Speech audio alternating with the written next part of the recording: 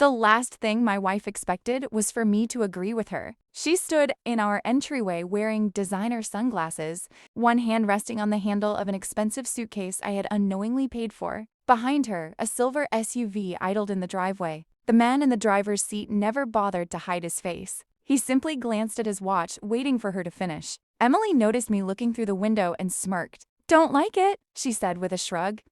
"Get a divorce." For months, I had ignored the warning signs, the secret phone calls, the sudden business trips, the growing emotional distance, and the excuses that never quite made sense. Hearing those words should have shattered me. Instead, something inside me became perfectly calm. I smiled, stepped aside, and held the front door open. "Have a safe trip," I said. She laughed as though she had won. She had no idea she was walking away from our marriage for the very last time. I watched the SUV disappear down the street before closing the front door behind me. The silence inside the house felt unfamiliar, but it also brought something I hadn't experienced in months. Clarity. I didn't waste a second calling or texting Emily. Instead, I sat at the kitchen table with a notebook and wrote down every lie I could remember from the past year. The list became longer than I expected.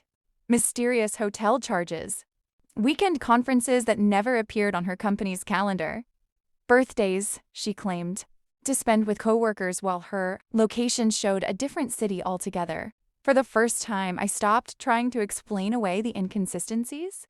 Then I called an attorney and scheduled the earliest appointment available. This wasn't about revenge. It was about accepting a reality I had spent too long refusing to face. Before leaving the office that afternoon, the attorney asked one question that stayed with me all day. "Are you ready to stop hoping she'll become someone she no longer chooses to be?" That evening, I returned home and began sorting through everything we owned. I wasn't looking for evidence anymore. I already had enough to make my decision. I was separating what belonged to me from what belonged to both of us. Family photo albums, my father's watch, the guitar my grandfather left me, tax records, and years of business documents all went into neatly labeled boxes. While cleaning out the home office, I found a folder tucked behind an old filing cabinet. Inside were copies of credit card statements for an account I had never seen before. Several charges immediately stood out. Luxury resorts, jewelry stores, and airline tickets purchased months earlier. At the bottom of the folder sat a printed itinerary. Emily hadn't simply left for a spontaneous vacation. She had been planning this trip for nearly 6 months. As I closed the folder, my phone buzzed with a notification. Emily had just posted a smiling beach photo with a caption, "Finally living my best life." That was the moment every last ounce of doubt disappeared. Over the next week, I moved with a calmness that surprised even me. The divorce paperwork was prepared. My personal belongings were relocated to a furnished apartment provided by my company, and the utilities connected to my name were transferred to my new address. I left everything that legally belonged to Emily untouched. Before locking the house for the final time, I placed a sealed envelope on the kitchen island. Inside with the divorce papers, my wedding ring, and a handwritten note that simply read, "You told me to get a divorce. I finally listened. I hope your new life gives you everything you were willing to lose this marriage for." Then I walked away without looking back.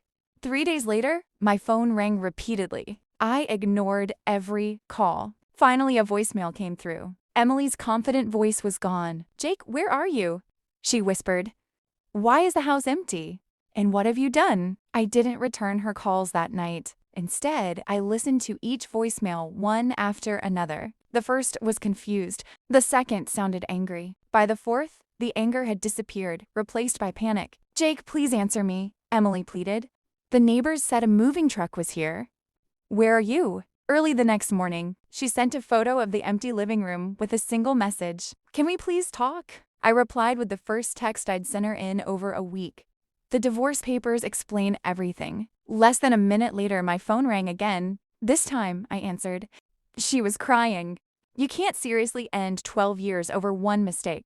I closed my eyes before responding. "Emily, I didn't leave because of one vacation. I left because you spent months choosing someone else while expecting me to stay and pretend none of it mattered." For several seconds, all I heard was her sobbing. 2 days later, we met in the conference room at our attorney's offices. Emily looked exhausted. The confidence she had carried out the front door was gone. She admitted the affair had begun nearly 8 months earlier with a man from another company she met during a conference.